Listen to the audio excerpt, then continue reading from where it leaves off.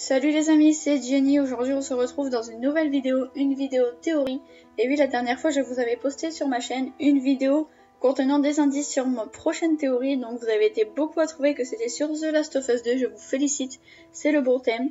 Donc la théorie d'aujourd'hui va porter sur est-ce que Joel est mort dans The Last of Us 2, oui ou non. Donc place à la théorie les amis. Comme vous le savez les amis, la théorie serait que Joel est mort dans The Last of Us 2. Alors pourquoi je dis ça? Tout simplement parce que pendant l'apparition de Joel dans le trailer, il y a un gros indice sur ce point. C'est tout simplement que Joel apparaît doucement dans une lumière qui fait bizarrement beaucoup allusion à la mort. Souvent quand un personnage meurt dans un film ou autre, on le voit revenir dans une lumière blanche comme ça. Et c'est bizarrement le cas dans ce trailer. Il revient comme s'il descendait du ciel, on va dire ça, comme s'il revenait d'une paradis dans une grande lumière blanche, tout simplement, comme s'il revenait de chez les anges. C'est un peu bizarre de dire ça, mais c'est un gros point. Donc oui, la première apparition de Joel dans ce trailer pourrait clairement nous faire comprendre qu'il est mort et qu'il revient pour raisonner et lier un petit peu, on va dire ça comme ça. Deuxième point les amis. En deuxième point, on peut aussi parler du gros sentiment de haine de Ellie durant ce trailer. Ellie dit elle-même vouloir retrouver et tuer chacun d'entre eux en parlant sans doute des Lucioles, comme si elle devait se venger de quelque chose, mais de quoi? Peut-être que les Lucioles ont tué quelqu'un qu'elle considérait comme son meilleur ami, voire même son père. D'ailleurs, le regard haineux de Ellie à la fin du trailer qui montre sa détermination à tous vouloir les tuer. Pourquoi aurait-elle autant de haine envers les Lucioles s'ils n'auraient pas fait quelque chose d'extrêmement grave, comme par exemple tuer Joel? On peut aussi dire qu'elle n'a vraiment pas l'air de regarder Joel lorsqu'elle prononce les mots « je vais les retrouver et tous les tuer ». C'est comme si elle se parlait à elle-même en fin de compte, comme si toute cette séquence, tout ce trailer se passait en fait dans la tête de Ellie et que c'était juste une hallucination.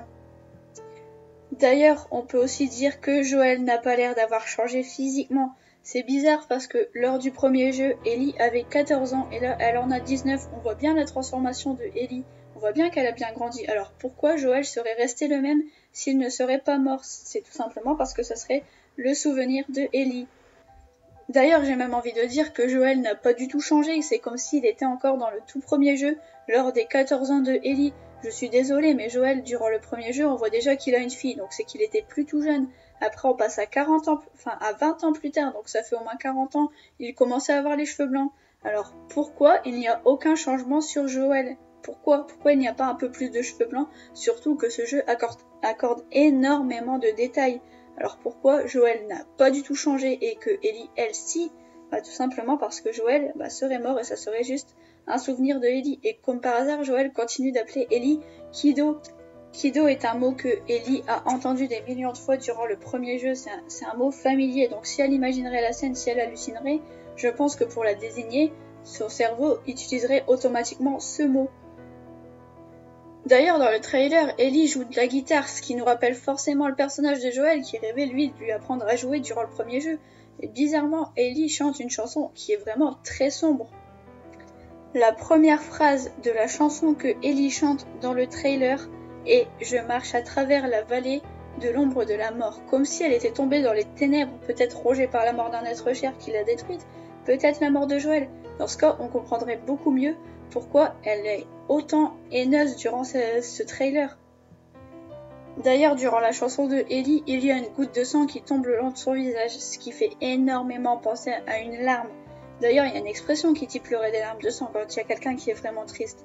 Alors pourquoi les créateurs se seraient fait chier à nous faire descendre une goutte de sang le long de sa joue si c'était pas pour nous faire penser à la tristesse, aux pleurs?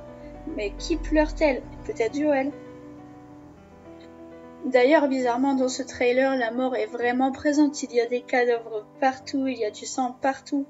Et on peut aussi souligner qu'à aucun moment, nous ne voyons le visage de Joel dans ce trailer. Certains pensent tout simplement que c'est parce que Ellie est face à son fantôme. Enfin voilà les amis, cette vidéo est terminée. Attention, je précise que ce n'est qu'une théorie. À aucun moment, j'affirme que Joel est mort durant The Last of Us 2. Ce n'est qu'une théorie. En tout cas, si vous avez aimé la vidéo, n'hésitez pas à la liker, la partager à vos amis, c'est super important, et de vous abonner, ça fait super plaisir. N'hésitez pas à me donner vos avis en commentaire sur cette théorie et vos propres arguments si vous en avez. Donc moi je vous retrouverai très bientôt dans de nouvelles vidéos. Bye les amis. I'm thinking about it. Let it go, let it myself thinking about it, thinking about it.